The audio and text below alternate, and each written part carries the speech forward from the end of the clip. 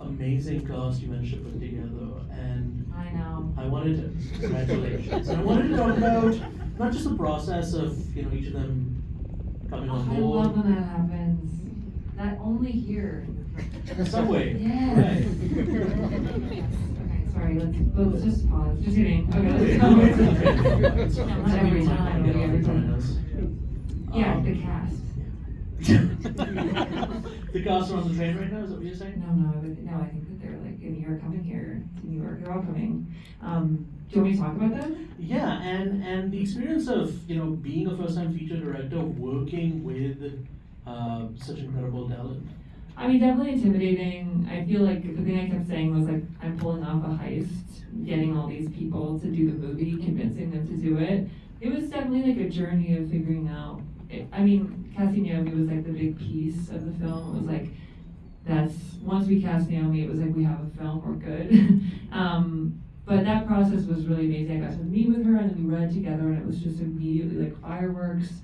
And we, it didn't take much. Like we got to hang out a bit before we shot and then we started with all the friendship scenes and so we kind of just got to know each other doing that. And she's just sort of, I keep saying she's like walking sun. Like it radiates like positivity and joy. And she's so funny and she's so good. She could do anything and she really trusted me at the beginning before she had any proof I could do it, which is a huge gift to give an emerging filmmaker. And yeah, Lucas was like, I wrote him a letter, which he liked, which is, thank God, writing letters so like embarrassing if someone doesn't like it.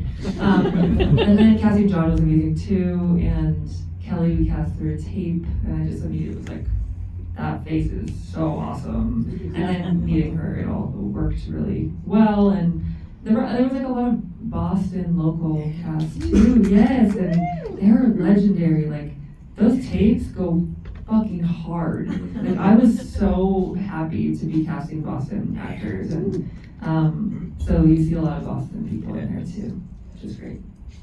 So what were the challenges for you being on both sides of the camera? I mean, I know in that sense it is sort of similar to your background in like comedy shorts because you do have that control, but it's something on a much smaller scale. But for a production that's significantly larger, how was it for you finding that balance? Yeah, I mean, that's like what the people who were deciding whether they wanted to finance the film or not asked. They were like, how are you going to do both? And I was like, y'all, we're going to figure it out. Like, that's going to take a second. And it's true. Like, you kind of just have to prepare. Oh my God, everyone's taking photos. Let me just pose.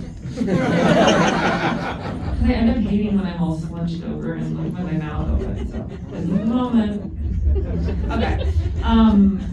Yeah, I mean, it took a second to find the flow, but I came in super prepared. I've been like, I storyboarded the whole film, shot listed the whole film like many times, gone through a few different processes of like pre-editing the film with images of my own. So I felt really prepared knowing what I wanted with each scene. And then as an actor, I prepared too for months. So it was kind of like as much preparation as possible. And then on set, I was surrounded by people who seriously understood what I was trying to do. And each scene sort of had a different need. And usually the flow would be, I would set up the shot with a stand-in, and me and my DP would be in agreement about what we wanted the shot to be, and then I would go do it, and then I'd watch back, and if I wanted to make adjustments to like the shape of the shot, I would do that. And then after a while, or after that, I would just do a few takes, and if I felt like I got it, I would watch it without sound and just confirm that it exists, sort of, and then move on. But I did have an amazing DP who was, who understood what I needed, and by the end of the shoot, I feel like we were kind of like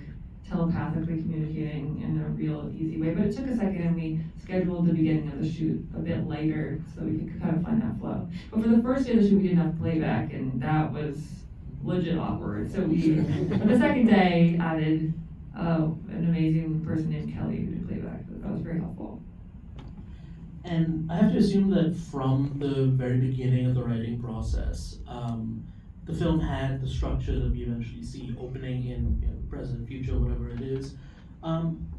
In doing so, in approaching the story that way, how do you find the so-called flashbacks? How do you find them playing with the foreknowledge of what's to come? Does that for you impact the performance in any way? Because of course, like the character Agnes, she's not aware of what's coming, but at the same time, there's this sort of heaviness to all the proceedings and even the most mundane things. So, as both an actor and a director, what was it like approaching that element of the story with this sort of tragic inevitability to it? Totally. Yeah. You know, I think the way when I went into writing it, the way I thought of it was like, what's a moment or just like a time in this person's life every year that feels emblematic of what that person experienced that year. So that's how I sort of went into structuring it.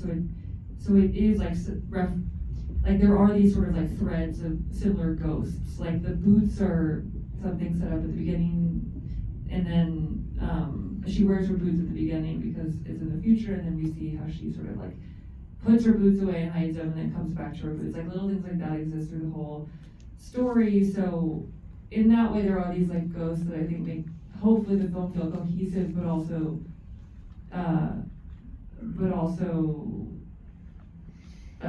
like maybe inevitable. But I never thought about the past as like a flashback. I thought of it as like, this is now, we're going back in time and making our way back to the present. So that, and structurally it is just 1 year is out of time, but the rest is in time.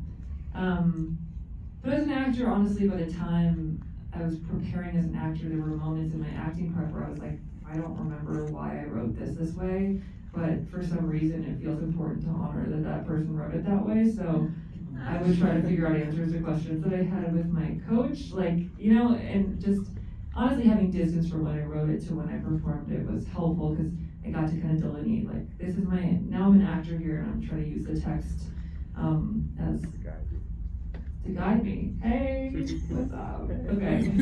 Cool. Yeah.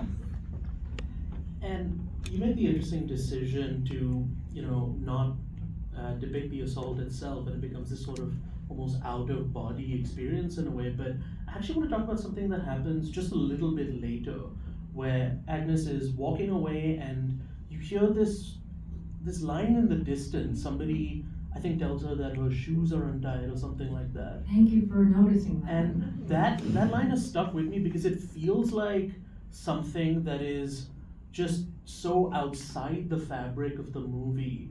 Was there any specific attention paid to, and I know this is so specific and granular, but I love that. That's what I want to talk about. And was there any specific attention paid to how that was mixed into the track? Oh my god, like sound-wise? Yeah. That's so interesting. I mean, I remember there was a moment in sound design when they wanted, like, they came in with it having a little more reverb than I wanted it to, and I was like, no, this is just someone having a different day, and that's what happens. And this person is going through something traumatic, and this other person is trying to help, but there is a thing, like, and it was interesting because we showed the film to a bunch of different people, obviously, and there were some things that, like, women watching were like, exactly. And one of those was like guys telling you your shoes are untied. When, like, if your shoes are untied, you fucking know that. Like, so that felt important to me. There was a moment when we were trying to decide if it should be in there, and I was like, we're keeping it because it just is true.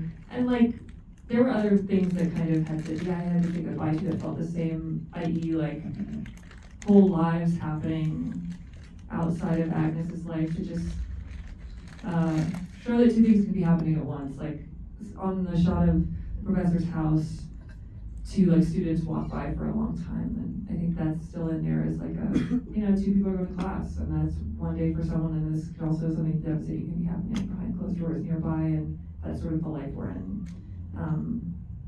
Yeah. Thank you for noticing your shoes were untied. And there was actually in the script, this is not that interesting, but I'll say it, Agnes responded, thank you. Or no, she didn't. She responded like, oh, okay. Or something. Not thank you, she would never fucking say that. Like, okay, or like, oh, or something, but we took that out because that felt weird. Coming to the director's cut. No! Honestly, I'm very lucky this is the director's cut, which is huge, yeah. And of course, it's a film with all these amazing comedic rhythms, but at the same time, it lingers on, like you said at the beginning, her putting on the shoes, and we find out the significance later. And also, in a way, it ruminates on spaces. Like, it sticks on the door for reasons you don't quite understand at first. And I wanted to know what your thought process was going into, in a way, asking the audience to trust you with images that linger in a way that we might not fully understand at first, but then sort of click into place like puzzle pieces later. Yeah, I think something that you get to do when you make a film is you have the opportunity to early teach someone how to watch the movie, or I guess teach is kind of condescending, but to like explain to someone how I'd like them to watch the movie maybe. And like staying on the house for a long time was always the first shot of the film, and that is deliberate for a few reasons, but one of them is to really kind of say, okay, we're gonna sit, like there's time's going to pass and we will be on houses and we will have time to just see something happen for a long time. And I think I was coming off of making Twitter videos, and like those were 1 minute because Instagram wouldn't let you make a video longer than a minute. Like that's why. And I was so excited to take time to tell a story, and movies that inspired me were also slow movies. Like Certain Women was a huge inspiration, and that's a movie that takes its time. And so yes, I wanted to sit, and I wanted us to all feel like we had enough time to feel a part of it. Also, like the house. I mean, there was 84 scenes we shot, something like 84, and 70 of the scenes were in the house. So it was like the movie happens in the house actually, and I wanted the house to be able to skew both like rom-com when Liddy's around, and to be this light cozy nest, and then also to skew horror when Agnes is alone, and the subjectivity of Agnes's experience in the house I wanted to be able to show. So showing a doorway can be joyful if the lights on and Liddy's laughing, and the doorway can be sad or scary if there's like a creaky sound outside and she's going to check. So being able to create a vocabulary of the film with shots, and go back to shots in a film about time, and trying to put the pieces of time together made sense. And you mentioned, of course, Twitter videos just now. I wanted to ask you about the origins of this movie as maybe one of the few good things to come out of social media in recent years. Your collaboration, I suppose, with Barry Jenkins. Yes. Well, what's cool is like, oh my god, it feels like I'm about to cry, but I actually just have something in my throat. I saw Moonlight in like 2015, like right in that theater, and that was so special. I remember the train going by during that movie, and I remember their hands touching on the beach, and so it's really special to be back here, because I haven't lived here in a while. But yes, it was very special. I got a DM from him asking if I would send a script, if I had anything for them to read, and so I sent a script and they said no. And then first I met with him and he said, I think your videos are directing. And then I was like, oh, I'm gonna send this script. I sent it, they said no. And then I went away and I wrote something else, and I wrote this. And because of their rejection letter to me being so thoughtful and so,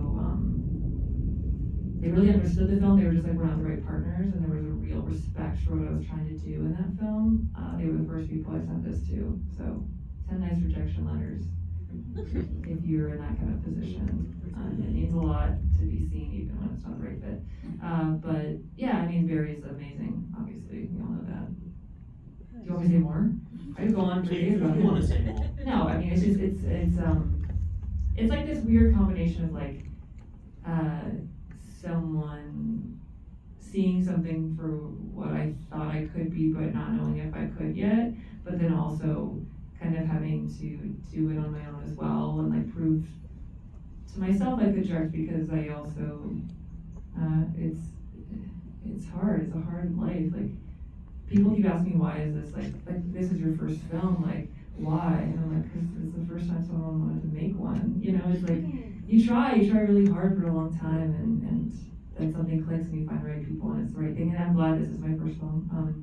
But yeah, you just have to, I just feel like writing, as writers, we just write and write and write, and we hope someone feels something someday.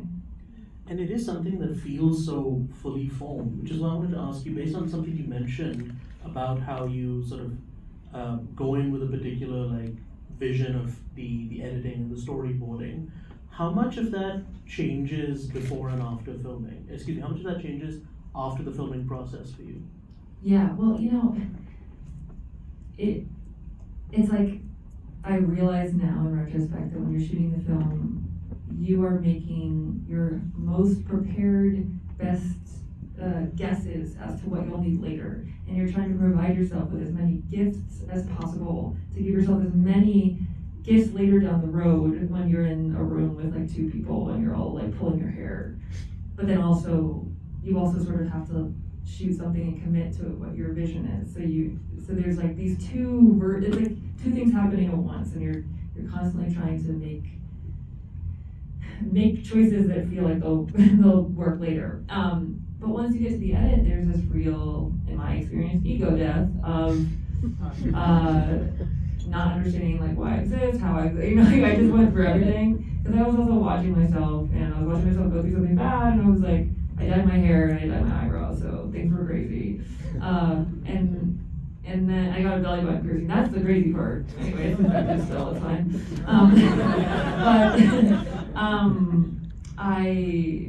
What are we talking about? Oh yeah, in the edit, like it's like math. It's like doing a puzzle. You do it all day and you like leave and then come back and you hope that something will someday emerge. And like something magical did start to happen, which felt like sort of the other side of the edit when we got past like the really hard part. It was always hard, but there was like a real intense peak that was hard, and then something happened where the film felt like it started having its own heartbeat.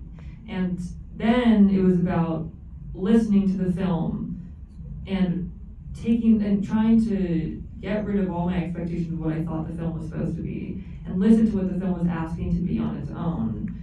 And that was very special because it changed a bit. I think it still has the same like DNA as the script, but it is different. And like, I think it was almost a relief when the film started, and the film kind of started rejecting scenes I thought were the reason why the film got made. Like there were two scenes in the film that were like, in my opinion, like the best scenes of the film. And if you had asked me while we were shooting, like, or should we cut those? I'd be like, over my dead body. But in the edit, like, the tension, like the film didn't like accept them. It was interesting, and so the edit was a really beautiful process. It's also nice to get to hang out with new people, and those people are like geniuses in a dark room who are like, it's just they're I like post people.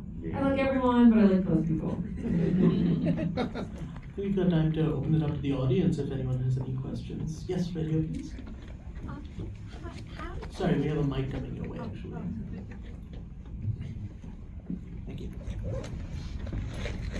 How did you arrive at their being English students? In other words, the subject is English. Yeah, totally.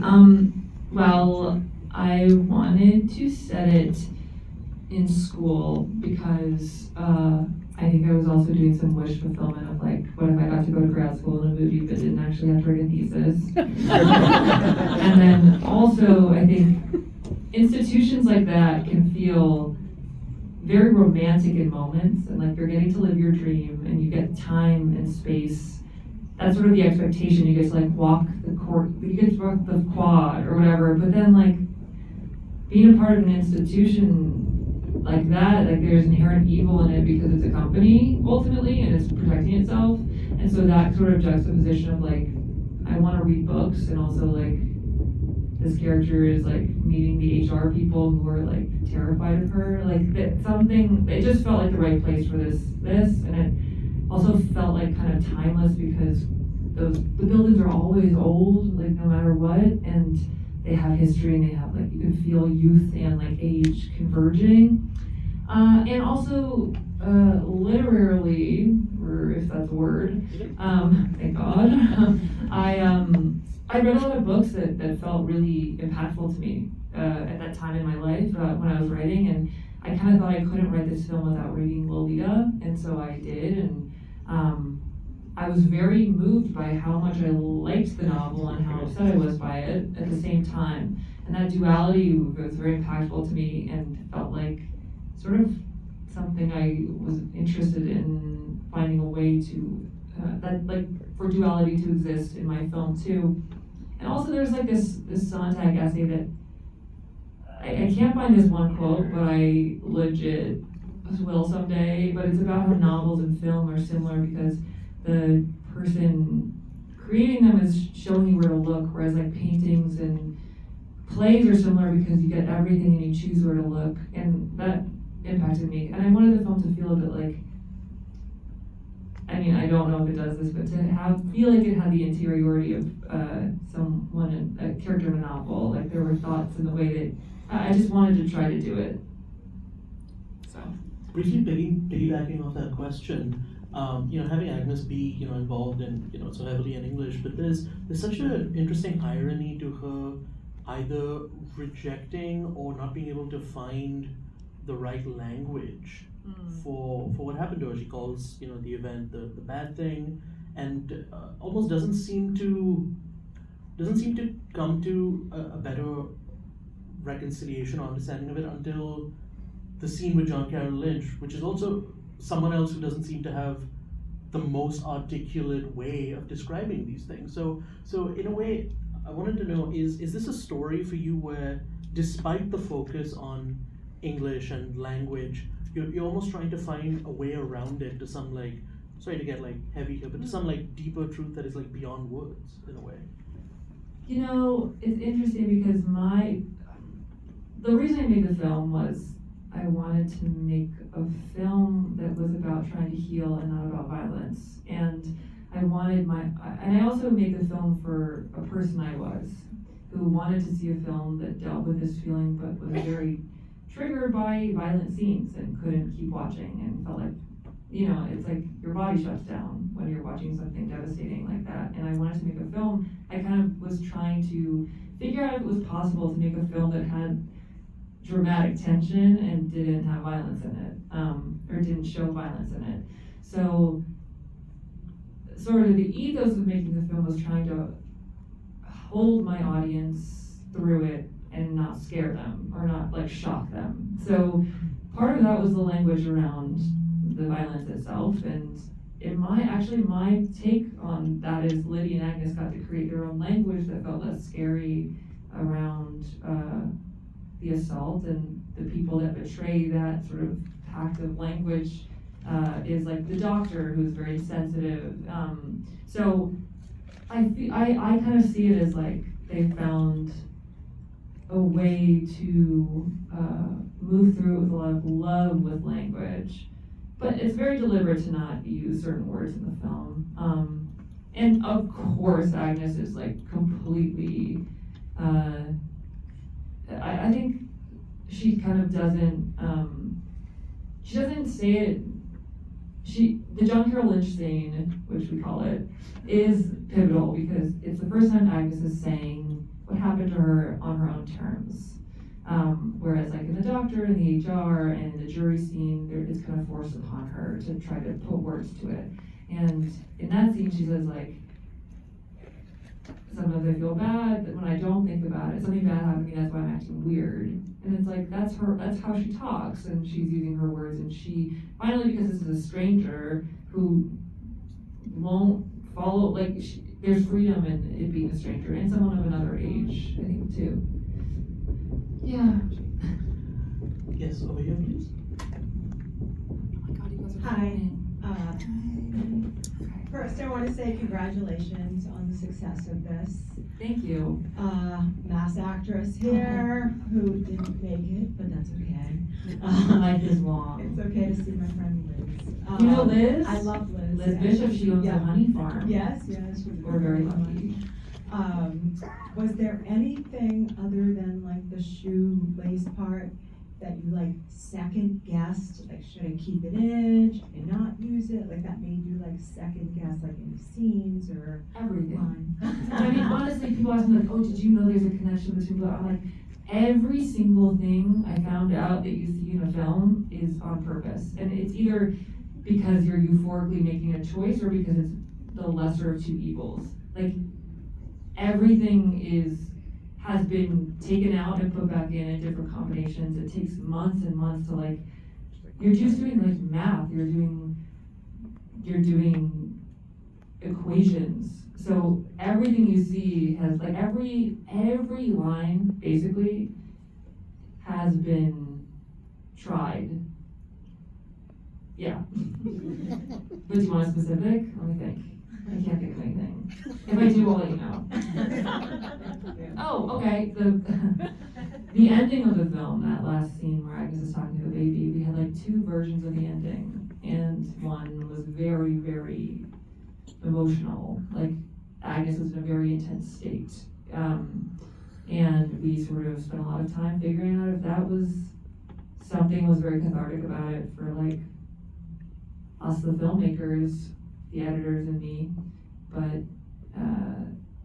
it was just like a real moment where we kind of took it to a vote, and everyone had a different opinion, and we chose an ending that felt like a little.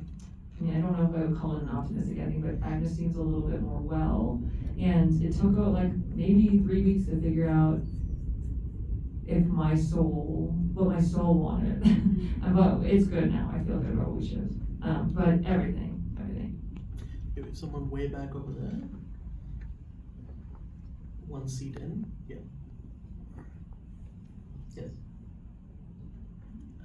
Okay. Yeah. Hi. Hey. Congrats on the movie. Thanks. I was really taken aback on how throughout the film, you really get a sense that you know every nook and cranny of the house. And then the very last shot, a door opens and all of a sudden there's a greenhouse. Was there a specific reason to keeping that part of the house unseen until the very end? Yes, thank you. That's the first time someone's mentioned that.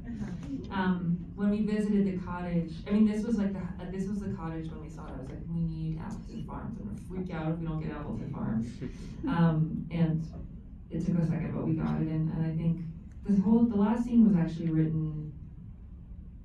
It was like by a window inside the house, and once we got to the location, it was like super clear that the final scene should be in the like. Whatever it's called. I feel like we kept calling it like a vestibule, which is not what it is. But yeah, I mean, of course, like it was very. I mean, I think the film is really, really meant to be about these 5 years and the like minuscule but very important amount of healing that can happen in that time, and I think. The film is meant to like, Agnes is meant to move like 1 degree and not even in like a linear way, like, and I think opening the door feels like a chapter gets to end and a new chapter gets to start, even though the next chapter is not going to be like good, it's going to be a little different, or like she's a little further along. So yeah, and also one of the days we shot, it was really rainy, and we were like, oh, shoot.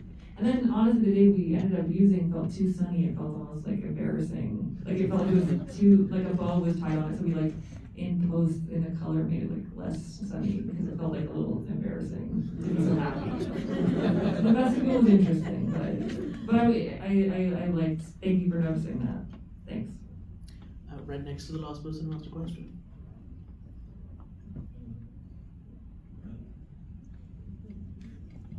I'll take it.